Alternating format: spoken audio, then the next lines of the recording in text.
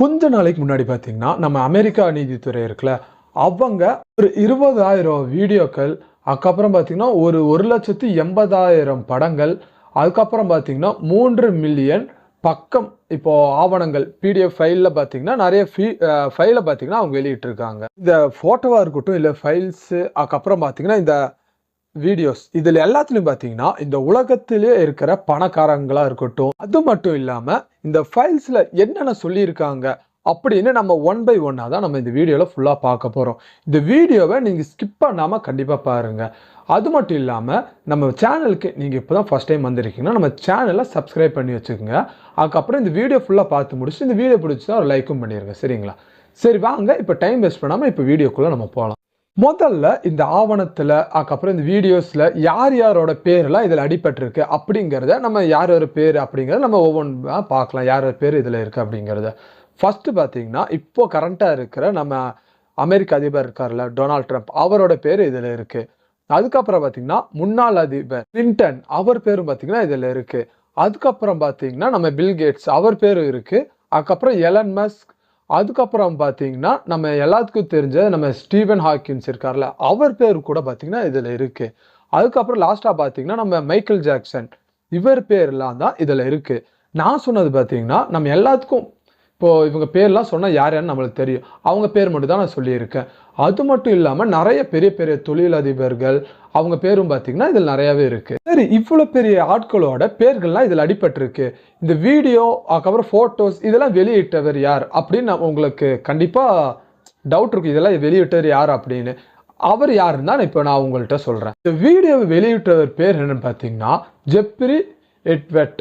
இவருக்கு பார்த்தீங்கன்னா, இவரும் அமெரிக்கால பெரிய ஒரு தொழிலதிபர் தான். இவருக்கு தொழிலதிபர் அது ஒரு வேலை. அதுக்கப்புறம் இவருக்கு சைடு பிசினஸா ஒண்ணு என்ன இருக்குன்னு பார்த்தீங்கன்னா, பாலியல் தொழில் அந்த மாதிரி நிறைய இவர் ஈடுபட்டு இருந்திருக்காரு. அதுவும் பாலியல் தொழில பார்த்தீங்கன்னா, சிறு வயது குழந்தைகள் இருப்பாங்களா, அவங்க எல்லாத்தையும் பார்த்தீங்கன்னா உட்பட்டு அந்த பாலியல் தொழில் பண்ணிட்டு இருந்திருக்காரு. இந்த மாதிரி பாலியல் தொழில் பண்ணியே பார்த்தீங்கன்னா, அவரும் ஒரு பெரிய ஃப்ரேமுக்கு போயிருக்காரு. பெரிய ஃப்ரேம்னா அந்த சரௌண்டிங்ல ஒரு பெரிய பணக்காரனாவே மாறிட்டாரு. இப்போ பணக்காரன் ஆயிட்டாரு. பணக்காரனா இருந்தால் எல்லாம் யோசிக்கிறது என்ன? ஏதாச்சும் ஒரு தீவு வாங்கணும் அந்த மாதிரி தானே அவங்களுக்கு ஐடியா வரும். இவரும் பார்த்தீங்கன்னா, அமெரிக்க பக்கத்திலேயே ஒரு தீவை தனியா வாங்கியிருக்காரு. இப்போ நீங்க அந்த தீவுக்கு போனாலும் இவரோட பர்மிஷன் இல்லாம நீங்க உள்ளேயும் போக முடியாது. இவர் பர்மிஷன் இல்லாம நீங்க வெளியும் வர முடியாது. அது மட்டும் இல்லாம நீங்க இந்த தீவுக்குள்ள போனாலே ஒரு பிரைவேட் ஜெட் அவங்க வச்சிருக்காங்க. அது வழியா தான் நீங்க வான்வெளியில போக முடியும். அப்படி இல்ல நீங்க கடல் வழியில வரணும்னா அவரோட தனியா பார்த்தீங்கன்னா, அதுக்குன்னு ஒரு போட் வச்சிருக்காங்க. அந்த வழியா தான் நீங்க இந்த தீவுக்கு நீங்க வர முடியும். இப்போ இவர் சரௌண்டிங் பெருசு. இப்போ ஒரு தீவும் வாங்கிட்டாரு. இப்போ நெக்ஸ்ட் பிளான் என்ன அவர் போடுறாருன்னா, இவர் சரௌண்டிங் பெருசா இருக்கிறனால அதுல இருக்கிற பெரிய பெரிய தொழிலதிபர்கள், அதுக்கப்புறம் பணக்காரர்கள், அதுக்கப்புறம் கொஞ்சம் நல்லா ஃப்ரேம்ல இருப்பாங்களே, அவங்க எல்லாத்தையும் பார்த்தீங்கன்னா, அந்த தீவுக்கு இன்வைட் பண்றாரு. எப்படி இன்வைட் பண்றாருன்னா, அந்த தீவுல பார்த்தீங்கன்னா, அவங்களுக்காகவே பிரத்யேகமா ஆயில் மசாஜா இருக்கட்டும், மசாஜ் மட்டும் இல்லாம, அந்த இதுல பார்த்தீங்கன்னா, நெறைய பாலியல் விதமான நெறைய சம்பவங்கள் அங்க நடந்திருக்கு.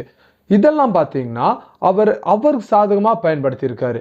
எப்படி அவருக்கு சாதகமா பயன்படுத்தியிருக்காருன்னா, இப்போ அந்த பாலியல் விதமான அந்த விஷயங்கள் நடக்குதுல்ல, அதெல்லாம் பார்த்தீங்கன்னா, அவர் ஃபோட்டோவாவும், அதுக்கப்புறம் பார்த்தீங்கன்னா, வீடியோவாவும் அவர் ஷூட் பண்ணி வச்சிருக்காரு. இதுல இன்னொரு கொடுமை என்னன்னா, இப்போ அந்த தீவுக்கு பார்த்தீங்கன்னா, ஒரு பெரிய பிரபலம் அவங்க பார்த்தீங்கன்னா, ஒரு பெண். அவங்களையும் பார்த்தீங்கன்னா, இந்த தீவுக்கு கூட்டிட்டு போயிருக்காங்க.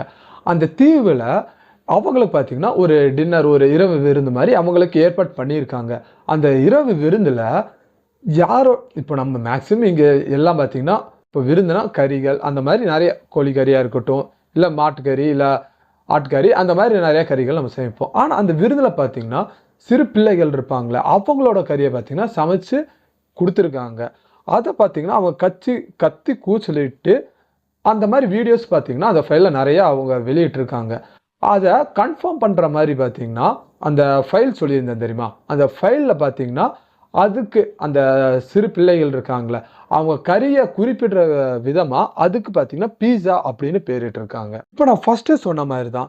இப்போ இந்த பணக்காரர்கள், அதுக்கப்புறம் கொஞ்சம் ஃப்ரேமா இருக்கிறவங்க, அவங்க எல்லாத்தையும் இந்த தீவுல கூட்டிட்டு வந்து, நான் சொன்ன மாரி அந்த மசாஜ் இதெல்லாம் பண்ணி வீடியோ எடுக்கிறார்ல, அந்த வீடியோவ பார்த்தீங்கன்னா, அவருக்கு தேவையான மாரி யூஸ் பண்ணிக்கிறாரு. இப்போ அவருக்கு பணம் வேணும்னா, அவங்கள்ட்ட இருந்து பணம் வாங்கிக்கிறாரு.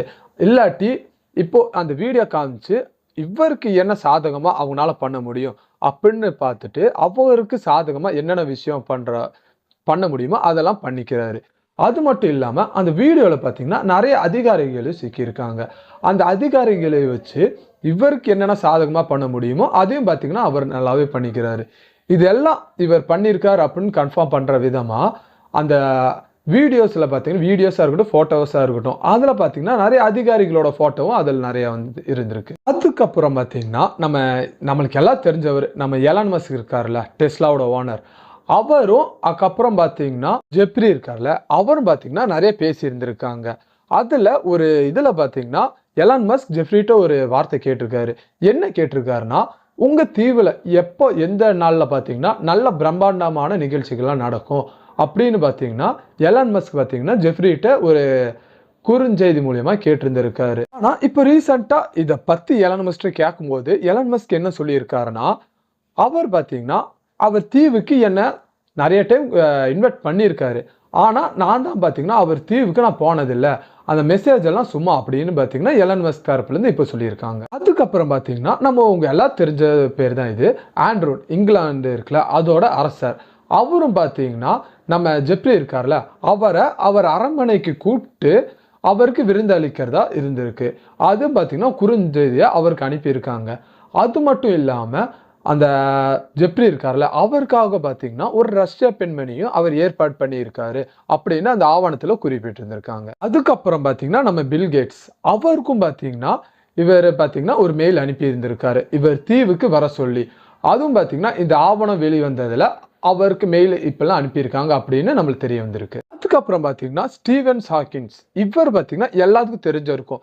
தெரியலனா கூட நான் அவரோட போட்டோஸ் நான் பார்த்தீங்கன்னா மேலே போடுவேன், உங்களுக்கு பார்த்தா தெரிஞ்சிருக்கும். அவர் ஒரு சேர்ல உட்கார்ந்த மாதிரி இருந்திருப்பாரு, பார்த்துருப்பீங்க கண்டிப்பா. அவருக்கும் பார்த்தீங்கன்னா இப்போ அவரோட போட்டோவும் இதில் லீக் ஆயிருந்திருக்கு. அவரோட சேர் பக்கத்தில் பார்த்தீங்கன்னா 2 பெண்மணிகள் உட்கார்ந்த மாதிரி ஒரு போட்டோஸ் பார்த்தீங்கன்னா இப்போ லீக் ஆயிருந்திருக்கு. அதுவும் பார்த்தீங்கன்னா அந்த ஃபைல்ஸ் இப்போ வெளியிட்டு இருக்காங்களே, அதுலேருந்து இந்த போட்டோஸ் எல்லாம் எடுத்துருந்துருக்காங்க. அதுக்கப்புறம் பார்த்தீங்கன்னா அமெரிக்க முன்னாள் அதிபர் கிளின்டன் இருக்கார்ல, இவரும் பார்த்தீங்கன்னா தனி விமானத்துல 2 பேரும் சந்திச்சு பேசியிருந்திருக்காங்க அப்படின்னு அந்த ஆவணத்துல இவங்க 2 பேர் பேசினதையும் குறிப்பிட்டு இருந்திருக்காங்க. இப்போ நான் சொன்னதெல்லாம் பார்த்தீங்கன்னா உங்களுக்கு தெரிஞ்ச பேர் தான். ஆனா தெரியாம பார்த்தீங்கன்னா இதுல தொழிலதிபர்களா இருக்கட்டும், அதுக்கப்புறம் கொஞ்சம் நல்லா ஃப்ரேம்ல இருக்கிறவங்களா இருக்கட்டும், அதுக்கப்புறம் பணக்காரர்களா இருக்கட்டும், இதில் நிறைய பேர் பார்த்தீங்கன்னா இதில் நிறைய அடிபட்டு இருந்திருக்கு. நான் உங்களுக்கு தெரிஞ்ச பேர் மட்டும்தான் நான் இப்போதைக்கு சொல்லியிருக்கேன்.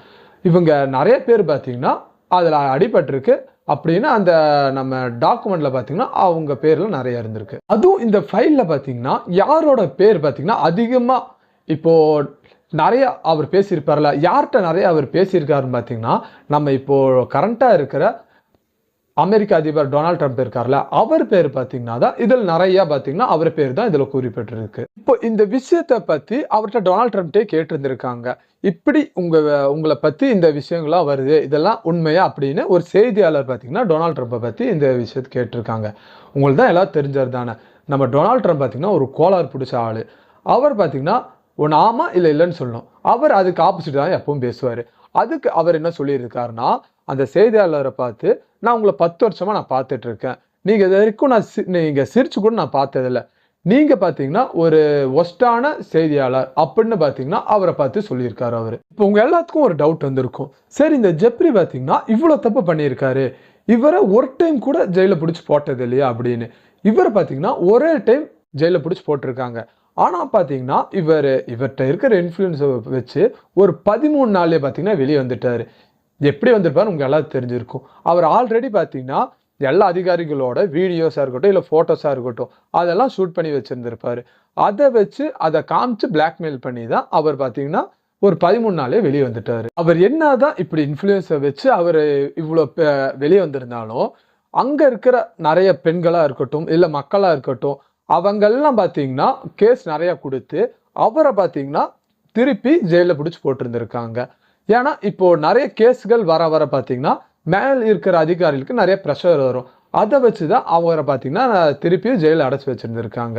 அவரை திருப்பி ஜெயிலில் அடைச்சி வச்சிருக்கும் போது அங்கே இருக்கிற ஒரு காவல் அதிகாரிகிட்ட அவர் என்ன சொல்லியிருக்காருன்னா, என் உசுருக்கு பார்த்தீங்கன்னா இப்போ நான் வெளியே போனாலும் சரி இல்லை நான் உள்ளே இருந்தாலும் சரி என்னோட உசுருக்கு பார்த்தீங்கன்னா நிறைய பாதிப்பு இருக்குது அப்படின்னு பார்த்தீங்கன்னா அவர் அந்த ஜெயில் அதிகாரிகிட்ட சொல்லியிருந்திருக்காரு. அவர் இந்த விஷயத்த அந்த ஜெயில் அதிகாரிகிட்ட சொல்லி முடிச்சு ஒரு 10 நாளே பார்த்தீங்கன்னா அவர் ஒரு மர்மமான முறையிலே இறந்து கிடக்குறாரு.